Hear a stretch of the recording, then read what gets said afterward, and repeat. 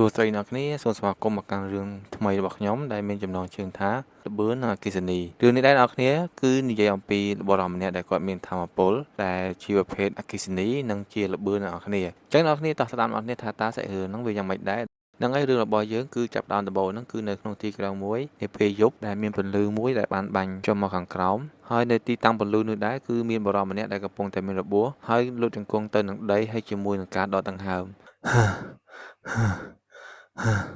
នឹងហើយក៏បាននិយាយថាដានតើឯងនឹងមករកខ្ញុំទេនៅទីក្រុងដែលខ្ញុំកំពុងតែនៅពិតណាស់ពួកគេមិនបោះបង់ខ្ញុំចោលនោះទេនឹងហើយបុរសនោះក៏បន្តដំណើរទៅមុខទៀតជាមួយនឹងការហត់នឿយរបស់គាត់ជាមួយនឹងស្នាមរបួសនៅពេញខ្លួនរបស់គាត់នឹងដែរហើយក៏បានគិតក្នុងចិត្តថាខ្ញុំនឹងរកទីតាំងមួយដើម្បីលាក់ខ្លួនដើម្បីព្យាបាលរបួសខ្ញុំផងដែរពិតណាស់បើសិនជាខ្ញុំបន្តទៅមុខទៀតខ្ញុំមិនអាចព្យាបាលរបួសខ្ញុំបានទេហើយខ្ញុំពិតជាត្រូវគេចាប់បាន ចឹងខ្ញុំត្រូវទៅរកដំណោះស្រាយដើម្បីបំបត្តិដានហើយនឹងបានលាក់ខ្លួនដោយជោគជ័យហ្នឹងហើយមួយពេចនោះបានលើសម្លេងថាមៀវហ្នឹងហើយគឺសត្វឆ្មាមួយដែលកំពុងតែងុយដេកស្ងាត់ហើយបុរសនោះក៏បានគិតក្នុងចិត្តថាឆ្មាត្រូវហើយគឺវាហ្នឹងហើយឆ្មាវិញនៅពេលដែលបុរសនោះដើរចិត្តវាក៏បានធ្វើមុខបែបមកធ្វើអីហ្នឹងហ្នឹងហើយមួយរំពេចនោះក៏បានលើសម្លេងថា flash ជាមួយនឹងពន្លឺដែលបានជះចេញពេញទីនោះហ្នឹងហើយសាច់រឿងក៏បានកាត់មកដល់ពេលព្រឹកមួយមានបុរសម្នាក់ ដែលជាសិស្សសាលាហើយក៏បានចូលហាងនៅចំណីសត្វហើយរឿងនេះដែរអ្នកគ្នាគឺគេគិត$1ស្មើនឹង1225វ៉ុនគឺជាលុយកូរ៉េហ្នឹងហើយយើងមកតសាច់រឿងយើងវិញគឺបុរសនោះក៏បានភ្ញាក់ផ្អើលមែនទែនជាមួយនឹងចំណីសត្វដែលនិយាយថាវ៉ាវចំណីឆ្មាមួយនេះគឺកំពុងតែលក់ហើយវាជាទូទៅគឺថ្លៃណាស់អញ្ចឹងខ្ញុំគួរតែទិញវាទុកដែរឬទេឥឡូវហ្នឹងអូមើលនោះមួយនោះក៏ចូលស្តុកវិញដែរមួយនេះថ្មីហ្នឹងហើយគឺគាត់កំពុងតែរវល់ជាមួយនឹងគេថាវង្វេងវង្វាន់ជាមួយនឹងចំណីសត្វដែលវាមាននៅក្នុងស្តុកជាច្រើនហើយគាត់ក៏បន្តនិយាយជាមួយនឹងខ្លួនឯងថាអញ្ចឹងឆ្មារបស់យើងប្រហែលជាចូលចិត្តវាហើយអញ្ចឹងយើងគួរតែយកវាអត់អត់ទេវាមើលទៅដូចជាមានរបស់ថ្មីនោះទេអញ្ចឹងចាំសាកវានៅពេលក្រោយទៅអូចំណីនេះគឺខ្ញុំអស់ហើយអញ្ចឹងខ្ញុំគួរតែទិញវាឥឡូវនេះអូមកមួយនោះរបស់សត្វលេងវាមើលទៅល្អណាស់អញ្ចឹងគួរតែយកវាមួយអត់ទេតើមកក៏បានតនិយាយទៀតថាចឹងខ្ញុំគួរតែទិញរបស់ជាច្រើននឹងហើយបន្ទាប់ពីរវល់ជាមួយនឹងរបស់ថ្មីចំណីសត្វអីហ្នឹងគាត់ក៏បាននិយាយចុងក្រោយថាអូចឹងខ្ញុំគួរតែទិញវាទាំងអស់ហ្នឹងហើយហ្នឹងហើយរីឯនៅម្ចាស់ហាងវិញគឺសប្បាយចិត្តមែនតើនៅពេលដែលគាត់បានទិញនៅរបស់ជាច្រើនហ្នឹងហើយរឿងក៏បានកាត់មកពេលល្ងាចវិញព្រមអ្នកដែលបានទិញចំណីសត្វនោះក៏បានឈរចាំភ្លើងស្តុបនៅផ្លូវមួយហើយក៏បាននិយាយថាខ្ញុំមកហាងនេះទៀតហើយមកទិញរបស់ខ្លះសម្រាប់ខ្លួនឯងហើយក៏បានបញ្ចប់នៅហាងមួយដែលទិញរបស់សម្រាប់ឆ្មារបស់ខ្ញុំដែរទៀតហើយក៏បន្តនិយាយទៀតថា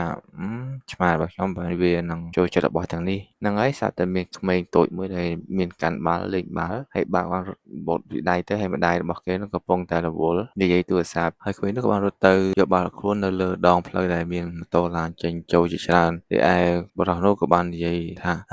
ហ្នឹងហើយមួយសន្ទុះមកឡានមួយក៏បានជិះមកដល់ក្មេងទូចនោះបំរុងនៅនឹងបុកក្មេងនោះហើយបុរសនោះក៏បានថាអូអត់ទេជាមួយសំឡេងងៀតហ្នឹងហើយក្មេងនោះដែលត្រូវចិត្តឡានបុកត្រូវបានជួយសង្គ្រោះដោយបុរសដែលបានទិញចំណីឲ្យសត្វត្រូវបានជួយដោយបុរសម្នាក់នោះទៅមកបុរសនោះក៏បានជួយក្មេងនោះមកដល់ផ្លូវមួយជំហានទៀតជាមួយនឹងការដកដង្ហើមដ៏ហត់របស់គាត់ ហើយហ្នឹងហើយក្មេងនោះវិញគឺអត់ដឹងខ្យល់អីទេគឺបានតែអីគេហ្នឹងហើយបន្ទាប់មកបុរសក៏បានសួរក្មេងនោះថាអត់ហេតុអីគេឯក្មេងនោះគឺអត់ដឹងអីទេបានតែអត់អីបន្ទាប់មកបុរសនោះក៏បានបន្តសួរទៀតថាតើឯងអត់ឈឺអីទេត្រូវតែប្រយ័ត្នពេលក្រោយណាទៅមកអ្នកដែលនៅជុំវិញផ្លូវនោះក៏បានសួរគ្នាទៅវិញទៅមកថាតើឯងបានឃើញទេវាមើលទៅក្មេងនោះប្រកាសជាត្រូវឡានបុកហើយក៏ប៉ុន្តែស្រាប់តែបាត់ខ្លួនតែម្ដងទៅមកអ្នកដែលនៅជុំវិញនោះក៏បានឆ្លើយទៅវិញថានឹងបានឃើញដូចគ្នាហ្នឹងក៏ប៉ុន្តែមានរឿងអ្វីកើតឡើងហើយក្មេងក៏អត់នៅទីនោះទៀតតើវាទៅណាទៅអូតើមកបុរសនោះក៏បាននិយាយទៅក្មេងនោះថាបងត្រូវទៅហើយរីឯម្ដាយរបស់ក្មេងនោះក៏បាននិយាយថាហូជីនហើយក្មេងនោះបាននិយាយទៅវិញថាអ្នកម៉ាក់បន្ទាប់ពីបុរសបានដើរចេញហើយក៏បានងាកមើលមកក្រោយហើយក៏បានគិតក្នុងចិត្តថាខ្ញុំពិតជាសំណាងណាស់ដែលមានកម្លាំងមួយនេះតែអាចជួយក្មេងនោះបានយើងត្រឡប់មកក្មេងនិងម្ដាយនេះវិញម្ដាយក៏បានសួរក្មេងនោះថាតើកូនអត់កើតអីទេតើកូនមានឈឺអីអត់តើកូនមាននឹងទេថាតែម៉ាក់គឺភ័យខ្លាចណាស់តើឯងមកទីនេះដោយរបៀបណាទៅមកក្មេងក៏បានឆ្លើយទៅវិញថាខ្ញុំអត់ដឹងផងខ្ញុំគិតថាបងប្រុសម្នាក់នោះគឺបានជួយខ្ញុំហើយអ្នកម៉ាក់ក៏បាននិយាយថាបងប្រុសបងប្រុសណាទៅហើយក្មេងក៏បន្តច្អល់ទៅថា no no no ហើយម្ដាយនោះគឺអត់មានអីត្រូវនិយាយទេដោយសារគាត់មើលអត់តន់ទេមិនដឹងណាណៃខ្លះទេ ហ្នឹងហើយរឿងរបស់យើងក៏កាត់មកខាងបារម្ភនេះវិញដែលគាត់កំពុងតែដើរតាមផ្លូវហ្នឹងជាមួយនឹងនារីដែលមានរូបរាងស្រស់ស្អាតហ្នឹងដែលយើងមិនដឹងថាមុខស្អាតឬអត់ទេហើយគាត់ក៏បាននិយាយជាមួយខ្លួនឯងថាខ្ញុំប្រើកម្លាំងនេះគឺដើម្បីជួយក្មេងនោះដោយសារក្មេងនោះគឺកំពុងតែស្ថិតនៅក្នុងភាពគ្រោះថ្នាក់អញ្ចឹងខ្ញុំប៊ីសបង្ហាញសមត្ថភាពរបស់ខ្ញុំនៅទីសាធារណៈបាត់ហើយក៏ប៉ុន្តែវាមិនអីនោះទេតែខ្ញុំអាចជួយក្មេងនោះឲ្យមានសុវត្ថិភាពបានអេលីស៊ីតមានបុរសម្នាក់ដែលគាត់ជាអ្នកដែលស្រឡាញ់ឆ្មានោះក៏បានយកអាហារមកឲ្យឆ្មាចំនួន3ក្បាលហើយក៏បាននិយាយថាសួស្ដីតើពួកឯងហ្នឹងមិនហើយសូមទោសផងថ្ងៃនេះដែរធ្វើឲ្យពួកឯងឃ្លានហើយសារខ្ញុំចេញពីសាលាយឺតប៉ុន្តែមើលទៅពួកឯងទាំង3ក្បាលដូចនៅជាមួយគ្នាតើពួកឯងជាគ្រួសារជាមួយនឹងគ្នាមែនឬគ្រាន់តែជាមិត្តភក្តិគ្នាទេហ្នឹងហើយគាត់និយាយមួយឆ្មាតែឆ្មាអត់ចេះនិយាយមកវិញទេបានតែម៉ែវតែមកក៏បានសួរឆ្មាថាហេតុអីតើឯងឃ្លានមែនទេទៅមកក៏បានដាក់ចំណីឲ្យឆ្មាហើយឆ្មាទាំង3ក្បាលនោះគឺអត់បានសេចក្តីរបស់គាត់ទេហើយគាត់ក៏បាននិយាយវិញថាចំនេះពួកឯងអត់ស៊ីអីចឹងខ្ញុំបានប្រើលុយសន្សំរបស់ខ្ញុំគឺដើម្បីទិញអាហារទាំងនេះសម្រាប់ពួកឯងហើយបើពួកឯងមិនស៊ីអញ្ចឹងហ្នឹងហើយមានឆ្មាបោះសលាយខ្មៅមួយក៏បានដើរចេញហើយក៏បានងាកមើលគាត់វិញហើយក៏បានត្រឹមតែម៉ែវបន្តក៏មានឆ្មាសលាយខ្មៅហើយឆ្មាដែលមានពណ៌លឿងខ្លានោះក៏បានដើរចេញពីផ្ទះរបស់គាត់ហើយក៏បានងាកមើលទៅគាត់វិញហើយបរិះនោះក៏បាននិយាយថាដូចចម្លែកដែរហើយពួកឯងអត់ស៊ីអីចឹងតើពួកឯងកំពុងទៅណាហ្នឹងដូចជាចម្លែកដល់ហើយឆ្មាគឺបាននិយាយជាមួយគាត់ទេបានថាម៉ែវបន្ទាប់មកបរិះក៏បានបន្តនិយាយជាមួយឆ្មាទៀតថាតើឯងប្រាប់ខ្ញុំដើរតាមពួកឯងមែនហ្នឹងហើយគឺគាត់ដើរតាមឆ្មាទាំង3ក្បាលនោះដោយថាចេះឆ្ងល់ក្នុងចិត្តដែរតែចេះដើរតាមតើក៏បាននិយាយជាមួយឆ្មាថាតើពួកឯងទៅណាហ្នឹងតើពួកយើងមកដល់ទីនេះហើយមែនទេឆ្មាទាំង3ក្បាលហ្នឹងបាននាំគាត់មកជួបឆ្មាមួយដែលរាងធំជាងគេតែមានពណ៌លឿងលាយសតើបរិះក៏បាននិយាយថាហ្នឹងហើយធ្វើឲ្យគាត់ភ្ញាក់ផ្អើលមែនតើក៏បាននាំឆ្មានោះមកដល់ផ្ទះរបស់គាត់ដើម្បីព្យាបាលរបួសរបស់វាហ្នឹងហើយមួយសន្ទុះក្រោយមកក៏បានលើសំឡេងថាតើខ្ញុំស្លាប់ហើយមែនទេតើខ្ញុំនៅណាហ្នឹងគេញ៉ាំជើងគឺជាបក់វិចខ្ញុំមកឆ្មាមែនហ្នឹងហើយរឿងរបស់យើងក៏បាននិយាយពីប្រហែលនាទីមុនហ្នឹងគឺមានបរិះដែលយើងបានដឹងថាគាត់បានមានរបួសហើយគាត់ក៏បានចង់រកទីតាំងមួយឬក៏កន្លែងមួយដើម្បីគាត់លាក់ខ្លួនដើម្បីព្យាបាលរបួសរបស់គាត់ហ្នឹងគឺគាត់បានឃើញឆ្មារឿងហ្នឹងហើយគាត់ក៏បានប្រើធម៌ពលរបស់គាត់ដើម្បីឲ្យខ្លួនគាត់ហ្នឹងចូលជាមួយនឹងសត្វឆ្មារឿងរបស់យើងបានកាត់មកកន្លែងណាវិញដែលឆ្មានោះក៏បានគិតក្នុងចិត្តថាខ្ញុំប្រហែលជាបានបដូរខ្លួនជាមួយសត្វឆ្មានេះនៅនាទីចុងក្រោយហើយកំឡុងពេលដែលសត្វឆ្មាកំពុងតែគិតនោះស្រាប់មកក៏លើសំឡេងថាឯងភ្ញាក់ខ្ញុំបានធូរចិត្តហើយយើងបានបារម្ភឯងដោយសារឃើញឯងហ្នឹងគឺមានរបួសនៅពេញខ្លួននៅពេលដែលយើងបានឃើញឯងមើលទៅដូចជាល្អប្រសើរច្រើនណាស់ហើយឆ្មានោះគឺធ្វើមុខបែបឆ្ងល់ទៅវិញញីរីឯបរិះនោះក៏បន្តនិយាយទៀតថាអូឯងមិនគួរនៅជ្រុងខាងនោះទេហ្នឹងហើយឆ្មានោះគឺបានត្រឹមគិតវិញថាចំអាល្ងងនេះណាគេវ៉ៃហើយបរិះក៏បានដើរមកជិតឆ្មានោះក៏បាននិយាយថាឯងមើលទៅមិនអីទេហើយរីឯឆ្មានោះក៏បាននិយាយជាមួយខ្លួនឯងថាអ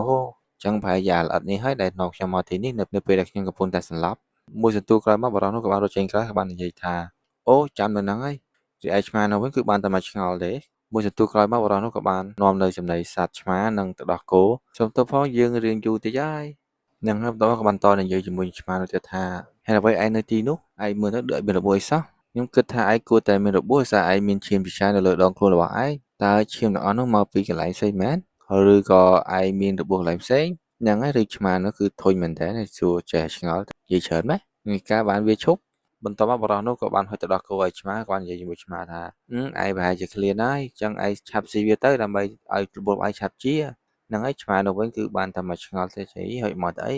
ហ្នឹងហើយបរិះចិត្តល្អរបស់យើងក៏បន្តគាស់ចំណីសត្វឆ្មាដាក់ចូលចានដើម្បីឲ្យសត្វឆ្មានោះស៊ីផងដែរតែឆ្មានោះវិញហើយបរិះបន្តនិយាយថានេះស៊ីអានេះផងដើម្បីឲ្យសុខភាពឯងកាន់តែល្អហើយឯសត្វឆ្មានោះវិញគឺគ្រាន់តែឃើញក្លិនរបស់វាគឺខ្ពើមែនតើហ្នឹងហើយដល់គ្នាបានដឹងអញ្ចឹងគាត់គឺមិនមែនឆ្មាគឺគាត់ជាមនុស្សហើយឆ្មានោះក៏បានគិតក្នុងចិត្តថាស្អីគេហ្នឹងវាចង់ឲ្យយើងស៊ីចំណីឆ្មាមែនហ្នឹងហើយបរិះយើងនោះគឺអត់បានដឹងអីទេគឺបានតែមកធ្វើមុខបែកខ្ជូតទៅឲ្យឆ្មាវិញហើយឲ្យឆ្មានោះគឺ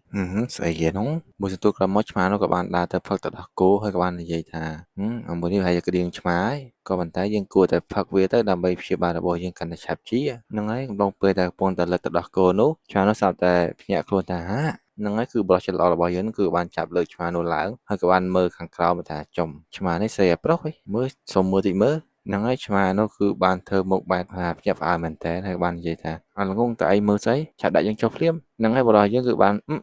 ងាកឆ្វេងងាកស្ដាំហើយក៏បាននិយាយថាចំអីហ្នឹងតើខ្ញុំបានលឺអីហ្នឹងលឺដូចសំឡេងមនុស្សប្រុសតើខ្ញុំបើកទូរទស្សន៍ចោលមែនទៅមកឆ្មានោះក៏បាននិយាយថា ដាក់យើងចុះតែឯងលឺយើងអត់រីឯបរិសុទ្ធល្អនោះគឺបានតែមកឆ្ងល់ចំស្អីគេហ្នឹងតែមកសត្វឆ្មាក៏បាននិយាយថាតើឯងចង់ឲ្យយើងនឹងខ្វាចមុខឯងមែនឯងលឺអត់ហ្នឹងហើយគឺឆ្មានោះគឺបានថាបញ្ចេញទៅញ៉ាំស្វាយទៅបរិសុទ្ធល្អរបស់យើងហើយបរិសុទ្ធល្អយើងគាត់ឃើញបែបនោះភ្លាមគឺភ័យមែនតើគឺថាស្អីឆ្មាចេះនិយាយតើមនុស្សកាលឡើងហើយគេឆ្មាចេះនិយាយហ្នឹងហើយឆ្មានៅវិញក៏បានឆ្លើយថាបិទមាត់ឯងនិយាយលឺម៉េះហើយបរិសុទ្ធក៏បន្តនិយាយវិញថាត្រូវហើយឆ្មាចេះនិយាយហ្នឹងហើយធ្វើឲ្យសត្វឆ្មានោះខឹងមែនតើក៏បាននិយាយថាយើងប្រាប់ឯងបិទមាត់ហើយឯងក៏មិនយល់សោះចឹងតែឯងចង់ឲ្យយើងបិទមាត់របស់ឯងជាមួយនឹងកញ្ញាំហ្នឹងមែនអូខេឥឡូវឯងគឺស្ងាត់ហើយហ្នឹងហើយឆ្មានោះក៏បានដើរមកដល់បរិសុទ្ធច្រឡរបស់យើងហើយធ្វើឲ្យបរិសុទ្ធច្រឡរបស់យើងនឹងភ័យខ្លាចមែនតើតែមកឆ្មាក៏បាននិយាយថាហេតើឯងឈ្មោះអីហើយបរិសុទ្ធច្រឡយើងបាននិយាយថាបាទយើងសួរតើឯងឈ្មោះអីហើយបរិសុទ្ធយើងនឹងគឺរៀងភ័យមែនតើនិយាយចេញទេគាត់ថា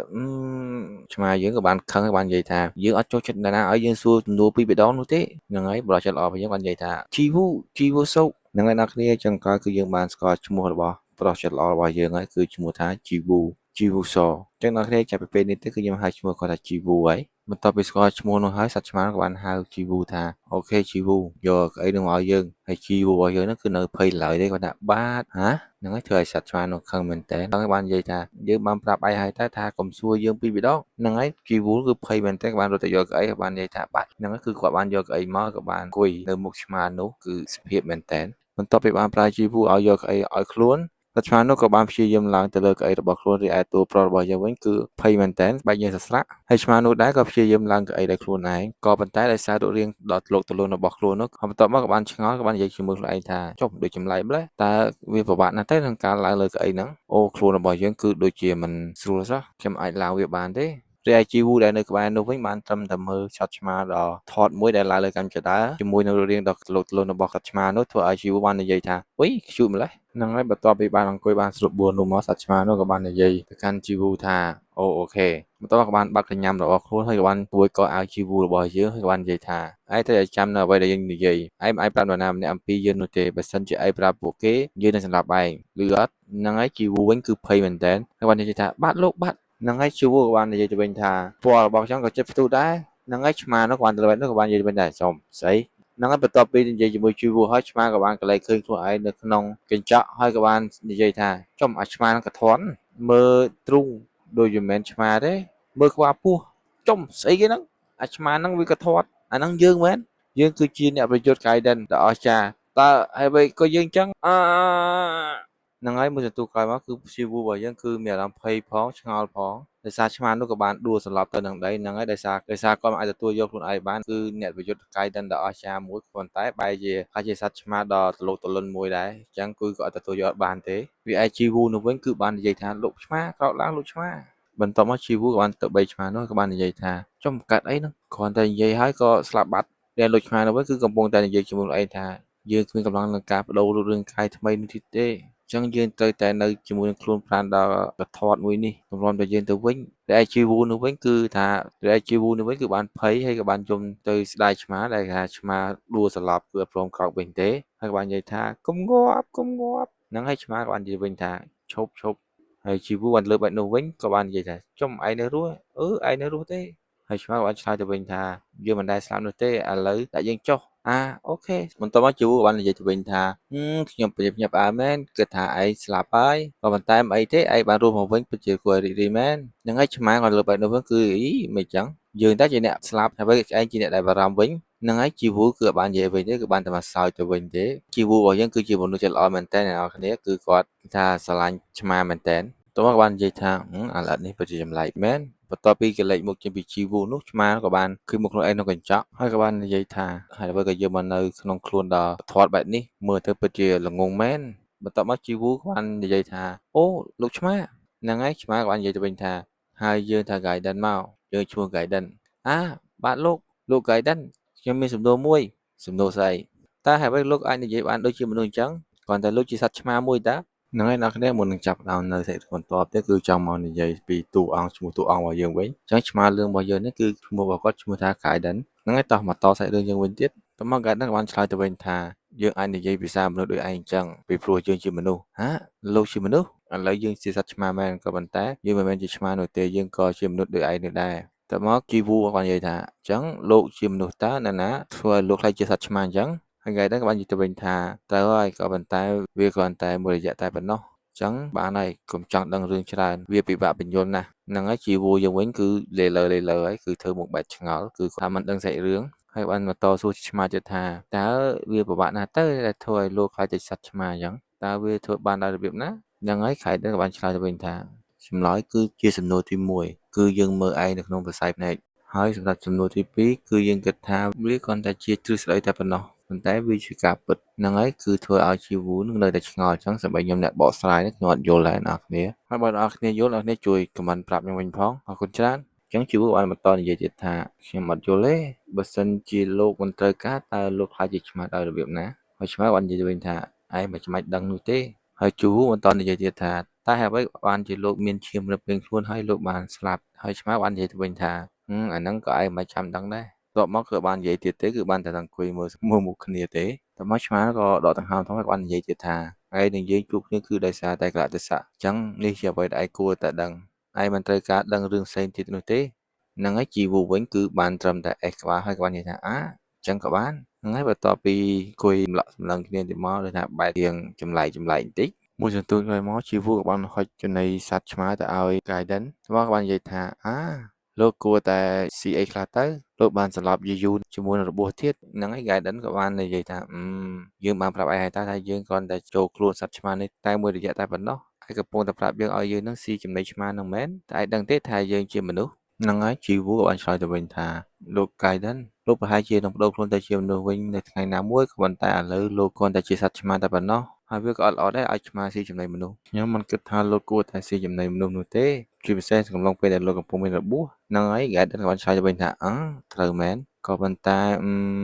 ហ្នឹងហើយជីវូក៏បានដើរចេញក៏បាននិយាយថាស៊ីទៅខ្ញុំនឹងផ្ដល់ចំណីឲ្យសត្វឆ្មាដទៃទៀតនៅខាងក្រៅខ្ញុំអត់បានដាក់ចំណីឲ្យពួកគេទេអញ្ចឹងប្រហែលជាពួកគេឃ្លានហើយហ្នឹងហើយអ្នកនរគ្នារឿងរបស់យើងគឺសូមចប់តែក្នុងសិនហើយសម្រាប់អ្នកគ្នាបានរីករាយនៅវគ្គថ្មីហ្នឹងអ្នកនរគ្នាមុននឹងចប់ដែរគឺអ្នកនរគ្នាកុំជួយ please subscribe លើ channel ខ្ញុំផងជាពិសេស like comment អ្វីក៏បានដែរអរគុណច្រើនចាំជួបគ្នានៅវីដេអូវគ្គបន្តទៀតបាយបាយសួស្តីអ្នកគ្នាសូមស្វាគមន៍មកកាន់វគ្គបន្តនៃចែករឿងលបឿននិងផ្លេចបន្ទោដោយសពមួយដងចឹងអ្នកគ្នាមុននឹងការចាប់ផ្ដើមដែរគឺខ្ញុំចង់ឲ្យជួយ subscribe like comment អ្វីក៏បានជាការលើកទឹកចិត្តដល់ខ្ញុំដែរហ្នឹងហើយអរគុណច្រើនបើខាប់ពេលលាយូរយើងមកតាមអ្នកគ្នាថាតើសាច់រឿងបន្តហ្នឹងនឹងទៅជាយ៉ាងណានៅពេលដែលតួអង្គរបស់យើងបានស្គាល់នៅអ្នកដែលមានថាមពលពិសេសបន្ទាប់ពីជីវូបានចេញផុតទៅ Guidance ដែលជាលោកឆ្មារបស់យើងនោះគឺកំពុងតែនិយាយជាមួយខ្លួនឯងថា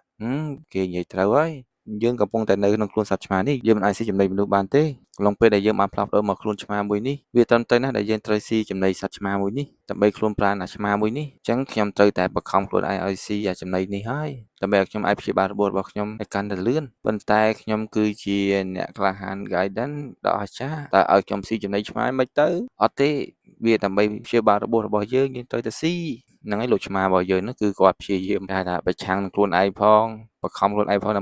ម្បីព្យាបាលរបួសរបស់គាត់ព្យាយាមដើរមកស៊ីចំណីឆ្មាហ្នឹងហើយបន្ទាប់ពីបានលិតបានបន្តិចមកក៏ប៉ុន្តែអាហ្នឹងរសជាតិរបស់យើងតើគឺចាប់ផ្ដើមដាក់យកផ្លាប់មួយសន្ទុះក្រោយមកគឺឆ្អែតដេកផ្ងាពោះឡើងកប៉ាងប៉ាងតបមកក៏បាននិយាយជាមួយខ្លួនឯងថាចង្រៃយកទីបំផុតយើងស៊ីចំណីឆ្មានេះទៅបានទេវាមិនមែនយើងទេគឺអាឆ្មាមួយនេះដែលវាបង្ខំខ្លួនវាឲ្យស៊ីចំណីសត្វឆ្មានេះឥឡូវវាស៊ីខ្ទេចអស់ហើយមួយសន្ទុះក្រោយមកឆ្មាក៏បានមានអារម្មណ៍ឈឺចាប់នៅក្នុងដងខ្លួនរបស់គេហើយក៏បាននិយាយថាចង្រៃយកខ្លួនរបស់យើងគឺមិនដំណើរការស្រួលនោះទេយើងគ្មានកម្លាំងដែលនៅសេសសល់ច្រើននោះទេអញ្ចឹងបើសិនជាយើងមិនអាចព្យាបាលរបួសរបស់យើងបានយើងប្រកាសជាស្លាប់ហើយអញ្ចឹងយើងត្រូវតែលាក់ខ្លួនរហូតដល់យើងអាចមានកម្លាំងមកវិញប្រហែលនាទីក្រោយមកជីវូរបស់យើងក៏បានត្រឡប់ពីការដាក់ចំណីសត្វឆ្មានៅខាងក្រៅហើយក៏បានសួរលោក Mr. Guidance ថាខ្ញុំនឹងចេញទៅខាងក្រៅមួយផ្លែតលោក Guidance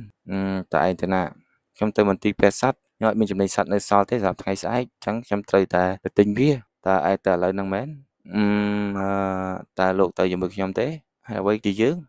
កុំធ្វើអញ្ចឹងអីទៅជាមួយខ្ញុំទៅអញ្ចឹងបើសិនជាខ្ញុំប្រាប់គេអំពីលោកតើលោកអត់បារម្ភទេត្រូវហើយយើងទៅជាមួយឯងដើម្បីឃ្លាំមើលឯងកំឡុងពេលដែលយើងអត់ទាន់ជឿជាក់ឯងហ្នឹងហើយរីឯជីវូនោះវិញគឺបានសប្បាយចិត្តមែនទែនថាត្រូវហើយព្រាហ្មណ៍នោះក៏បានចាប់លោក Guidance បីទៅខាងក្រៅដើម្បីទៅកាន់មន្ទីរពេទ្យសត្វជាមួយនឹងជីវូជាមួយនឹងរូបរាងដ៏ធាត់គួរឲ្យខ្លាញ់របស់លោក Guidance តោះមកលោក Guidance ក៏បានសួរទៅជីវូថាតើឯងកំពុងធ្វើអីហ្នឹងតើលោកឈឺមែនទេខ្ញុំកំពុងតែបីលោកទៅមន្ទីរពេទ្យតបមកក៏បានបតាយបតាប់ជាមួយនឹងជីវូដោយថាមិនចង់ឲ្យជីវូបីខ្លួននោះទេលោក Guidance ក៏បាននិយាយថាយើងអត់ត្រូវការអញ្ចឹងទេតែឯងទុកយើងជាឆ្មាមែន ដាក់យើ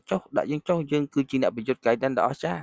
យើងមិនទៅដោយអញ្ចឹងទេហ្នឹងហើយក្រោយពីកែកគ្នាជាមួយ Chiwu នឹងមកទីបំផុតនោះលោក Gaiden ក៏បានចូលទៅក្នុងអាវជាមួយនឹង Chiwu គឺគួរឲ្យស្រឡាញ់មែនតើគឺដាក់ទៅពេញអាវ Chiwu តែម្ដងរីឯ Chiwu នោះវិញក៏បានសើចហាហាហាកំឡុងពេលដើរតាមផ្លូវនោះលោក Gaiden ក៏បាននិយាយថាខ្ញុំដូចមានអារម្មណ៍ថារំខានដល់ហើយខ្ញុំមិនមែនឆ្មាទេក៏ប៉ុន្តែខ្ញុំដូចឆ្មាអញ្ចឹងខ្ញុំគ្រាន់តែមានអារម្មណ៍ថាដូចជារៀងហត់នឿយតែប៉ុណ្ណោះហើយអ្វីក៏មានអារម្មណ៍បែបនេះតើវាមកពីខ្ញុំជាសត្វឆ្មាលើកដំបូងមែនទេ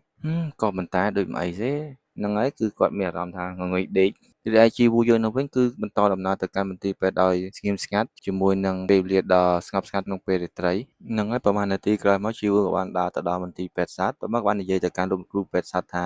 សួស្តីលោកគ្រូពេទ្យរីឯលោកគ្រូពេទ្យនោះវិញគាត់ទៅឃើញជីវូបានថាហាជីវូតើឯងមកធ្វើអីនៅទីនេះនៅពេលនេះខ្ញុំមកទីនេះគឺដើម្បីទិញចំណីសត្វហើយក៏ចង់ឲ្យលោកមើលសត្វឆ្មានេះដែរថាតើគេយ៉ាងម៉េចហើយគេគឺមានរបួសរីឯលោក Gaiden គាត់លើកបែបនោះក៏បាននិយាយថាចុំអានេះបោកអញតោះមកលោកគ្រូពេទ្យបាននិយាយមួយជីវូថាបើវិញចឹងមែនចឹងដាក់គេចុះមកខ្ញុំអត់ដែលឃើញគេពីមុនមកនោះទេតើគេឈ្មោះអីដែរហ្នឹងហើយជីវូបានឆ្លើយថា Gaiden ឈ្មោះនេះគឺទំនងមែនតើស្មានេះគឺស័ក្តិសមនឹងឈ្មោះហ្នឹងមែនហ្នឹងហើយលោក Gaiden នោះគាត់ទៅលើបែបនោះវិញថាយើងនឹងសម្រាប់គេហ្នឹងហើយអត់ទាន់បានសម្រាប់លោកគ្រូពេទ្យនោះទេលោកគ្រូពេទ្យបានថាសុំមើលតិចមើលហ្នឹងហើយគឺចាប់មករបស់លោក Gaiden ហើយដើម្បីមើលធ្មេញរបស់គេហើយក៏បាននិយាយថាមើលទៅដូចមានបញ្ហានោះទេរីឯលោក Gaiden នោះវិញថាចុំគួរឲ្យខ្មាស់គេមែនអ្នកក្លាហានទាំងមូលបន្ទាប់ពីឮលោកគ្រូពេទ្យថាគ្មានបញ្ហាអ្វីនោះទេជីវូក៏បាននិយាយទៅកាន់លោកគ្រូពេទ្យថាបាទខ្ញុំឃើញជាងផ្លាន់នៅលើខ្លួនរបស់គេនៅពេលដែលខ្ញុំបានឃើញគេហើយលោកគ្រូពេទ្យបាននិយាយទៅវិញថាតើចឹងមែនទេគេមើលទៅដូចគ្មានបញ្ហាគ្មានរបួសអីនោះទេហ្នឹងហើយជីវូគាត់ត្រូវបែបនោះក៏បាននិយាយវិញថាសំណាងមែនតែលោក Gaiden នោះគឺទម្លាក់ទឹកមុខចុះហើយក៏បានគិតថាតើឥឡូវនេះគិតស្អីវាសំណាងស្អីគេហ្នឹងហើយមួយសន្ទុះក្រោយមកលោកគ្រូពេទ្យក៏បាននិយាយទៅកាន់ជីវូថាអ្វីដែលសំខាន់នោះខ្ញុំគិតថាគេគួរតែសម្រក់រៀងខ្លះតោងចំណៃខ្លះទៅហ្នឹងហើយជីវូក៏បានត្រឡប់សើចវិញទេហារីឯលោក Gaiden នោះវិញគឺខឹងមែនតើហើយក៏បានគិតក្នុងចិត្តថាអត់ទេយើងពិតណាស់យើងនឹងសម្លាប់អាគ្រូពេទ្យមួយនេះហើយលោកគ្រូពេទ្យក៏បាននិយាយទៅកាន់ជីវូថាគ្មានវិជ្ជបញ្ជាអីទេថ្ងៃនេះគ្រាន់តែមើលគេទៅបើសិនជាគេមានបញ្ហាអ្វីនោះនាំគេមកវិញហើយជីវូបានឆ្លើយថាបាទលោកគ្រូហ្នឹងហើយរឿងរបស់យើងក៏បានកាត់មកតាមផ្លូវនេះវិញដែរដែលជីវូនិងលោក Gaiden នេះគឺដូចពេលទៅអញ្ចឹងគឺលោក Gaiden គឺនៅក្នុងអាវរបស់ជីវូដដែលនោះទេហើយជីវូបាននិយាយទៅកាន់លោក Gaiden ថាល្អណាស់គួរឲ្យធូរចិត្តមែនតើហ្នឹងហើយលោក Gaiden ក៏បាននិយាយទៅវិញថាធូរចិត្តហ្នឹងហើយមួយសន្ទុះក្រោយមកគឺលោក Gaiden ក៏បាននិយាយទៅកាន់ជីវូថាហេតើនៅទីនេះមានឆ្មាបិសាចមែននៅជុំវិញផ្ទះហ្នឹងតែមកជីវូបានឆ្លើយថាឆ្មាបិសាចតើលោកកំពុងនិយាយពីអ្វីហ្នឹងហើយមួយសន្ទុះក្រោយមកគឺមានសម្លេងមួយដែលចេញពីចន្លោះមួយធ្វើឲ្យជីវូភ្ញាក់ផ្អើលមែនទែនហើយបានថាសម្លេងអ្វីហ្នឹងហើយគឺយើងបានឃើញជើងសត្វមួយដែលមានភ្នែកពណ៌ក្រហមហ្នឹងហើយជីវូបាននិយាយថាតើវានឹងមែនតើវានឹងមែនជាបិសាចឆ្មាតើលោកច្បាស់ទេថាវាគឺជាសត្វឆ្មាតែវាមើលទៅដូចជាសត្វខ្លាជាងហ្នឹងហើយអ្នកគ្នារឿងរបស់យើងគឺសូមចប់ដំណឹងសិនហើយសូមអ្នកគ្នាបានរីករាយនៅវគ្គថ្មីដែរហើយមួយទៀតអ្នកគ្នា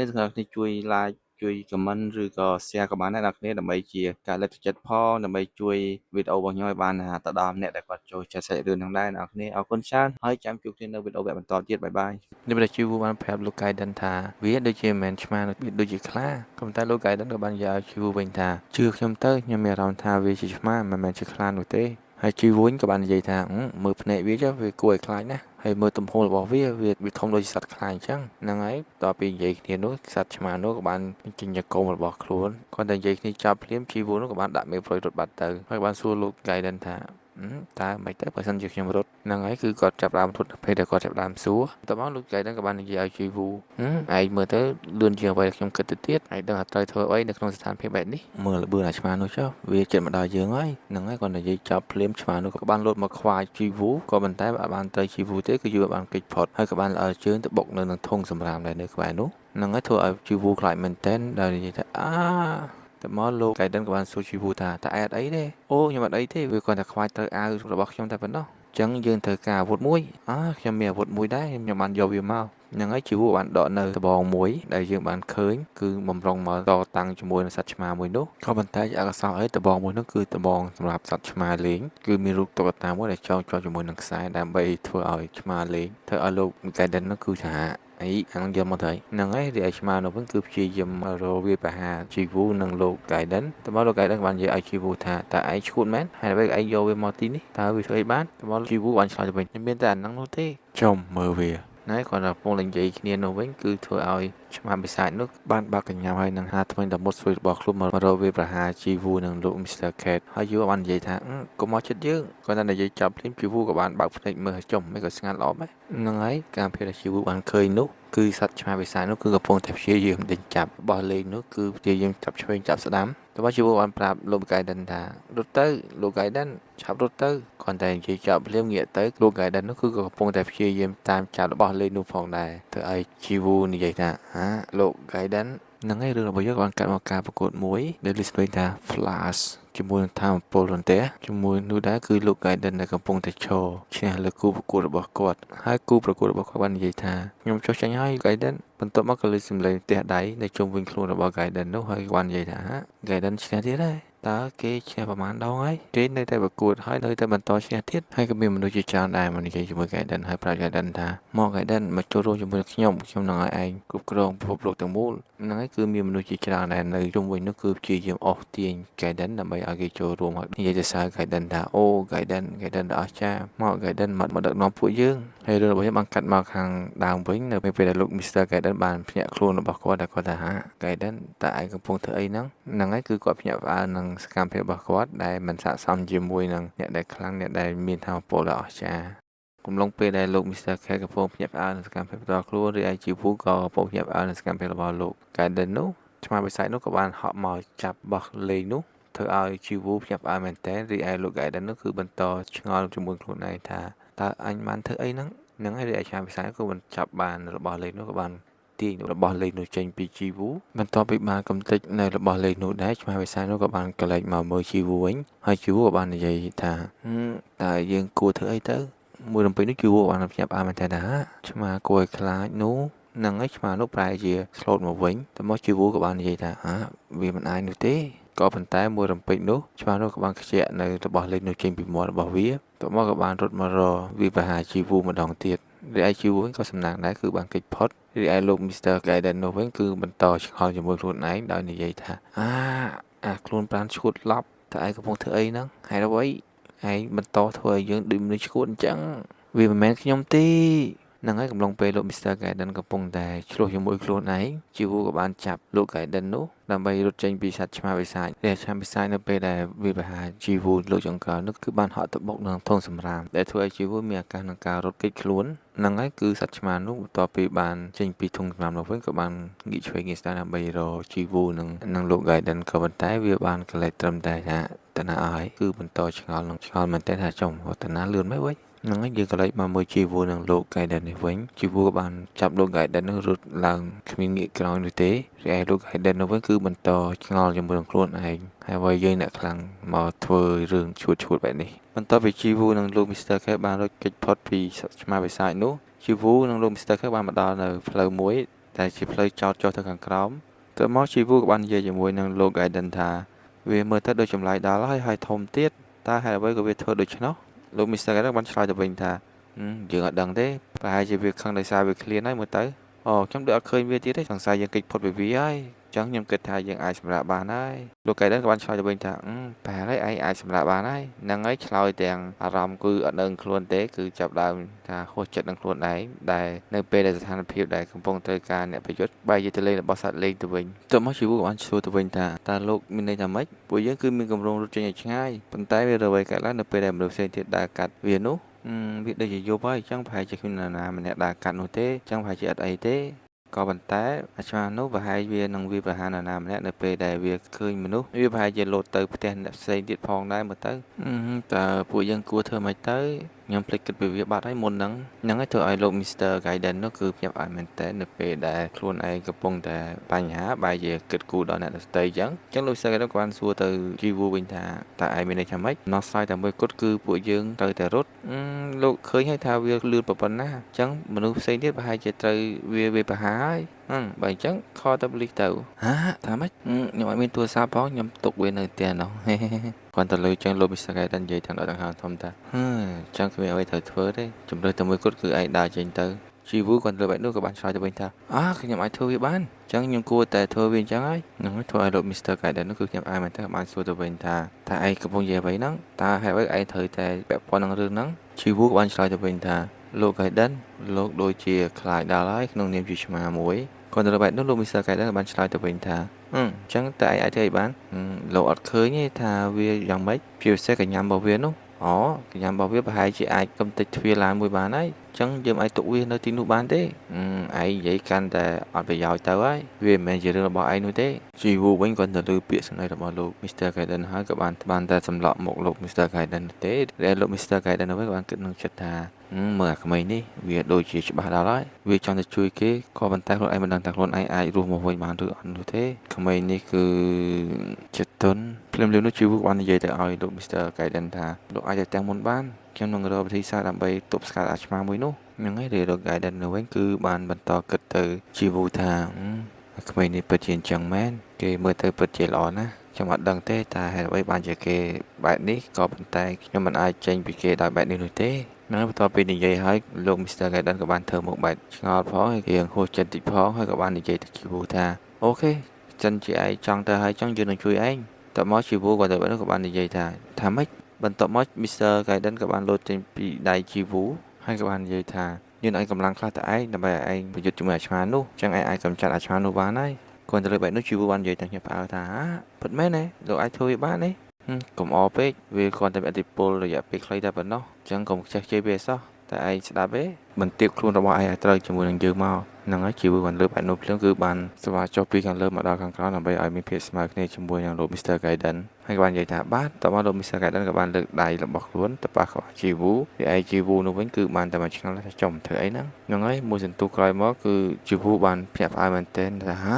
នៅពេលនោះដែរគឺជីវូចាប់ដើមទទួលបាននៅកម្លាំងពីលោក Mr. Gaiden ភ្លាមនោះដែរធ្វើឲ្យបែកនៅអំពូលភ្លើងបំភ្លឺផ្លូវហើយធ្វើឲ្យតំបន់ដែលនៅក្បែរនោះមានចរន្តអគ្គិសនីរីឯជីវូនេះវិញគឺភ្ញាក់ផ្អើលមែនទែនជាមួយនឹងធម៌ពលដែលខ្លួនទទួលហើយក៏បាននិយាយថាវ៉ាវខ្ញុំមានអារម្មណ៍ថាកម្លាំងធម៌ពលគឺកំពុងតែនៅជុំវិញខ្លួនរបស់ខ្ញុំហើយក៏មានចរន្តអគ្គិសនីផងដែររីឯលោក Mr. Gaiden នោះក៏បាននិយាយថាហើយអានឹងមកពីកម្លាំងអគ្គិសនីរបស់យើងទេរីឯជីវូនេះវិញគឺកំពុងតែភ្ញាក់ផ្អើលជាមួយខ្លួនឯងក៏ថាវ៉ាវពិតជាអស្ចារ្យមែនខ្ញុំនឹងទៅរកអាឆ្មានោះវិញហ្នឹងហើយកំឡុងពេលដែលពួកគេកំពុងតែនិយាយគ្នានោះស្រាប់តែមានស្រមោលជើងមួយទៅឲ្យលោក Mr. Gaiden គឺចាប់អារម្មណ៍មែនតើក៏បាននិយាយថាអាយមិនបាច់ទៅទេវាបានមកដល់ទីនេះហើយហ្នឹងហើយឆ្មាផ្សាយក៏បានមកដល់ជាមួយនឹងការស្រែកឃ្លានរបស់វានឹងសាច់រឿងយើងវគ្គមុននោះដែរគឺជីវូទទួលបានធម៌ពលពីលោក Mr. Gaiden ហើយក៏ស្របពេលដែលឆ្មាវិស័យនោះបានមកដល់ហើយនៅខាងក្រៅខ្ញុំហើយលោក Gaiden បន្ទាប់មក Mr. Gaiden ក៏បាននិយាយថាតើឯងកំពុងនិយាយពីអ្វីហ្នឹងឯងប្រាប់យើងដើរទៅក្រោយហ៎កំឡុងពេលដែលលោក Mr. Gaiden សើចមកទៅជីវូនោះលោក Mr. Gaiden ក៏បានភ្ញាក់ផ្អើលហើយក៏បាននិយាយថាអាក្មេងនេះមើលទៅដូចជាជឿជាក់ដល់ហើយគេមានធម៌ពលរបស់យើងក៏ប៉ុន្តែគេគួរតែខ្លាចនៅពេលនេះក៏ប៉ុន្តែភាពភ័យខ្លាចរបស់គេគឺមិនបាត់បង់ទៅណានោះទេអញ្ចឹងប្រហែលជាមកពីធម៌ពលរបស់ខ្ញុំហើយមើលទៅរីឯជីវូរបស់យើងនៅវិញគឺបាននិយាយជាមួយឆ្មានោះថាឯងធ្លាប់មកផ្ទះយើងកាលពីមុនដែរហ្នឹងហើយក៏លើកបែបនោះភ្លាមលោក Mr. Gaiden ក៏បានថាឲ្យជីវូថាអាល្ងងអាហ្នឹងអ្វីដែលឯងចង់និយាយឯងគិតថាវាស្ដាប់ឯងយល់មែនរីឯជីវូនោះវិញគឺបានឆ្លើយទៅវិញទេក៏បាននិយាយជាមួយនឹងសត្វឆ្មានោះថាយើងខានជួបឯងយូរណាស់មកហើយតើឯងមានរឿងអ្វីទៅហ្នឹងហើយសត្វឆ្មាវិស័យរបស់យើងនោះគឺមិនបានឆ្លើយអីទេគឺស្អត់យល់ទេបានតែបញ្ចេញកញ្ចក់របស់ខ្លួនហើយក៏បានវាប្រហារជីវូរបស់យើងឡើងលឿនហើយឯលោក Mr. Gaiden នោះក៏បាននិយាយថាតើឯងធ្វើអីឯងមិនព្រមរត់ទៅរីឯជីវូរបស់យើងភ្លាមនោះក៏បានឃើញនៅល្បឿនរបស់ឆ្មានោះក៏ប៉ុន្តែក៏បានភ័យហើយក៏បានគេចផុតពីកញ្ចាំរបស់ឆ្មានោះដែរហ្នឹងហើយលោក Mr. Gaiden គាត់នៅក្បែរនោះថាចំរីឯឆ្មាវិស័យនោះក៏ព្យាយាមបន្តវាប្រហារជីវូដែររីឯជីវូរបស់យើងវិញគឺបានគេចផុតរហូតដែរគឺលឿនមែនតែនលឿនទៅលឿនមកហ្នឹងហើយ Mr. Gaiden នោះវិញគាត់ឃើញបែបនោះភ្លាមគាត់ថាមើលអាក្មេងនោះវាគ្មានភាពរហ័សខ្លួនអីសោះក៏ប៉ុន្តែវាសំណាងទៅវិញទេហ្នឹងហើយកំឡុងពេលដែលឆ្មាវិស័យនិងជីវូកំពុងតែប្រយុទ្ធគ្នាលោក Mr. Gaiden ក៏បានភ្ញាក់ផ្អើលជាមួយនឹងសមត្ថភាពរបស់ជីវូមែនតើក៏បាននិយាយថាក្មេងនេះមើលទៅវាពិតជាឆ្លាតមែនវាអាចចាប់នៅចលនារបស់ឆ្មានេះបានក៏ប៉ុន្តែដែលរបៀបណាឆ្មានោះមានល្បឿនលឿនមែនទែនបើប្រៀបជាមួយនឹងមនុស្សធម្មតាក៏ប៉ុន្តែវាមិនត្រឹមតែប៉ុណ្្នឹងទេគេមិនទាន់បានប្រើធម៌ពលរបស់យើងទេក៏ប៉ុន្តែគេអាចគេចនៅការវាយប្រហាររបស់ឆ្មានោះបានហ្នឹងហើយកំឡុងពេលដែលលោក Mr. Gaiden កំពុងតែគិតនោះជីវូរបស់បានគិតដែរថាលោក Mr. Gaiden បានប្រាប់ថាអាចវាយជាមួយឆ្មានេះបានជាមួយនឹងថាមពលរបស់គាត់ក៏ប៉ុន្តែក្នុងរយៈពេលខ្លីតែប៉ុណ្ណោះអញ្ចឹងខ្ញុំតែរក្សាវាទុកហើយនឹងប្រើវានៅពេលដែលមានឱកាសល្អដល់ពេលហើយហ្នឹងហើយការកិច្ចចុងក្រោយរបស់គាត់គឺនៅពេលដែលឆ្មាកំពុងតែព្យាយាមវាយប្រហារគាត់ម្សារទៀតគាត់ក៏បានប្រើល្បឿនរបស់គាត់គេចយ៉ាងលឿនចេញពីមុខឆ្មាហើយក៏បានគេចខ្លួនទៅដល់ជញ្ជាំង ហ្នឹងហើយគឺលុយមែនតើអ្នកនរគ្នាក៏ប៉ុន្តែបើយើងបានមើល anime ទៀតគឺកាន់តែអែមក៏ប៉ុន្តែជាប្រភេទ manga អញ្ចឹងវាអត់សូវលុយដូចយើងមើល anime ទេហ្នឹងហើយបានកាប់ពី review តោះយើងទៅមើលសាច់រឿងបន្តទៀតថានឹងទៅជាយ៉ាងណានៅពេលដែលគាត់បានគេចពីមុខឆ្មាច់ហ្នឹងហើយរឿងរបស់យើងក៏បានកាត់មកលោក Gaiden នេះវិញដែលបានឈរមើល Chiwu នៅម្ខាងទៀតក៏បានភ្ញាក់ផ្អើលមែនតើដោយឃើញការបំលាស់ទីរបស់ Chiwu នោះគឺលឿនមែនតើដោយនិយាយក្នុងចិត្តថាការបំលាស់ទីមួយនោះវាមិនមែនជាកម្លាំងយើងបានឲ្យគេនោះទេហើយឆ្មានោះលឿនយ៉ាងណាក៏ដោយក៏ប៉ុន្តែมันអាចវាយប្រហារ Chiwu បាននោះទេហ្នឹងហើយយើងបានកាត់ឆាង Chiwu នេះវិញគឺនៅពេលដែល Chiwu គេចខ្លួនទៅដល់ជញ្ជាំងឆ្មាបិសាចនោះក៏បានព្យាយាមបកខ្លួនដើម្បីវាយប្រហារ Chiwu បន្តទៀតដែរក៏តែ Chiwu ក៏បានគេចផុតហើយ Chiwu ក៏បានហត់ឡើងទៅដល់លើហើយក៏បានប្រកាសដាក់បែបរន្ទះរបស់ខ្លួននោះទៅវាយប្រហារឆ្មានោះពេញមួយដៃតែម្ដងហើយក៏បាននិយាយថាយើងសុំទោសអាឆ្មានឹងរីឯលោក Gaiden ដែលនៅក្បែរនោះក៏បានភ្ញាក់ផ្អើលមែនតើក៏បាននិយាយថាតើគេមានថាមពលលបឿនពិសេសមែនទេហ្នឹងហើយគឺលោក Gaiden គឺភ្ញាក់ផ្អើលមែនតើដែលឃើញ Chiwu គឺអត់បានប្រើថាមពលរបស់ខ្លួននោះទេក៏ប៉ុន្តែបែរជាមានសន្តិភាពក្នុងការគេចនិងការបំលាស់ទីគឺលឿនមែនតើហ្នឹងហើយយើងកាត់មកដល់ Chiwu នេះវិញនៅពេលដែល Chiwu បានព្យាយាមប្រើថាមពលលោក Gaiden នោះ Chiwu គឺមានអារម្មណ៍ថាណិតឆ្មាមែនតើមានទឹកភ្នែកសក់នៅលើថ្ពាល់ខ្លួនតមកក៏បានយាដៃទៅវាយឆ្មាដោយលន់ស្បែកទៅប៊ូម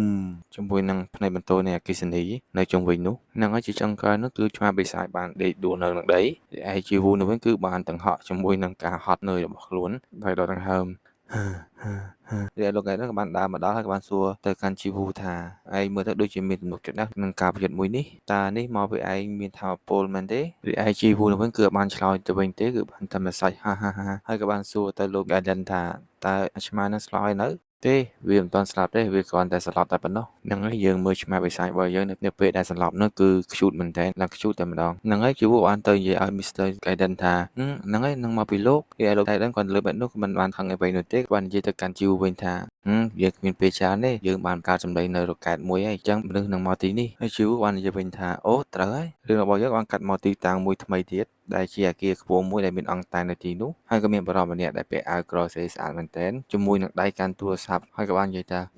យើងអត់យល់សោះតែអ្វីយើងអាចតាមដានវាបានយើងបានឃើញសញ្ញារន្ទះមួយនៅទីនេះប្រហែលម៉ោងមុននេះទេតើវាខូចមែនទេតែយើងទៅប្រើថាមពលរបស់យើងដើម្បីតាមដាននៅមនុស្សសាមញ្ញបែបនេះឆ្ងាយយកបើសិនជាយើងប្រើថាមពលរបស់យើងយើងអាចគេចផុតពីអ្នកប្រមាញ់បាននោះទេ correct នឹងនេះគឺសម្ដីបែកទូរស័ព្ទដោយសារគាត់ខឹងមែនទែនគឺបានកំទេចទូរស័ព្ទរបស់ខ្លួនចោលហើយក៏បន្តនិយាយទៀតថាក៏ប៉ុន្តែយើងគ្មានជំរឿផ្សេងទៀតនោះទេយើងមិនអាចឲ្យអ្នកដែលមានថាមពលខ្លាំងគេចផុតបានទេនឹងហើយបន្ទាប់មកបានបើកភ្នែកជាមួយនឹងពណ៌ក្រហមដោះគួរឲ្យខ្លាចជាមួយនឹងថាមពលរបស់ខ្លួនក៏បាននិយាយថាតើឯងនៅទីណាមករកយើងឥឡូវនេះចឹងរឿងរបស់យើងបានកើតមកដល់ផ្ទះជីវូនេះវិញដែរដែលបានឃើញនៅប្រអប់មួយដែលជាប្រភេទប្រអប់ Burst Aid ជាថ្នាំព្យាបាលឬឯជីវូរបស់យើងនេះគឺកំពុងតែបែកញើសសស្រាក់ហើយក៏បានសួរទៅលោក Gaiden ថាខ្ញុំបានធ្វើអ្វីដែលខ្ញុំអាចធ្វើទៅហើយក៏ប៉ុន្តែមិនដឹងថាគេយ៉ាងម៉េចនោះទេលោក Mr. Gaiden បានឆ្លើយទៅវិញថាយើងបានប្រាប់ឯងហើយគេមិនអីទេវាទទួលបាននូវការញាប់ផ្អើលយ៉ាងធំក៏ប៉ុន្តែបន្ទាប់ពីហ្នឹងទៅវាលែងអីហើយតមកជីវូក៏បាននិយាយទៅវិញថាយើងគួរតែនៅមើលគេសិន